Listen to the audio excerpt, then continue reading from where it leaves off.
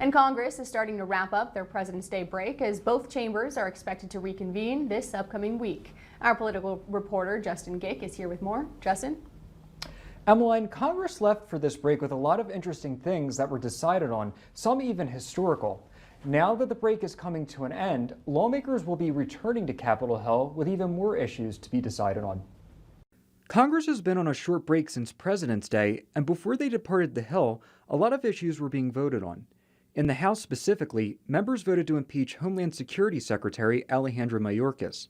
This was historic as a cabinet secretary has not been impeached since 1876. It will now go to the Senate where they will decide. Representative Kelly Armstrong says he hopes they look at this seriously. It's the first cabinet secretary in over 100 years that deserves to be impeached.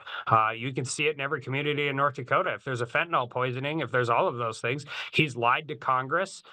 He has willfully disregarded the laws passed by Congress. The Senate before the break passed a $95 billion package that gives aid to both Israel and Ukraine. The House will have their turn at voting on this when they return.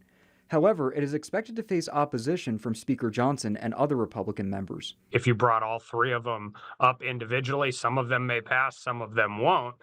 But in the current way in which the House or the Senate sent it over, I don't think I'll have an opportunity one way or the other. House Speaker Mike Johnson has now been in power for a little over 4 months and has found himself in a couple of situations recently where he has made deals that some members of his conference did not agree with.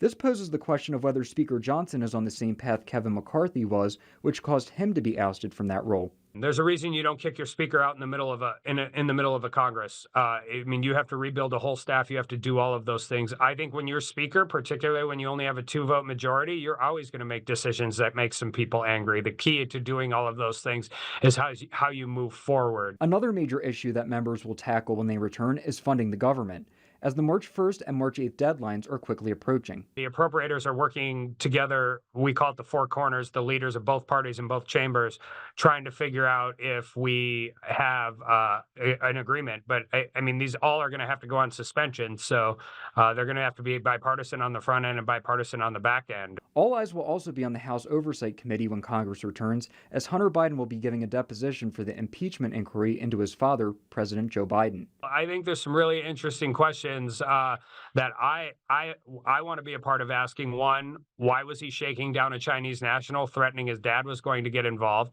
Two, how did he find out the presidential transition team was interfering with the FBI when they were trying to investigate him?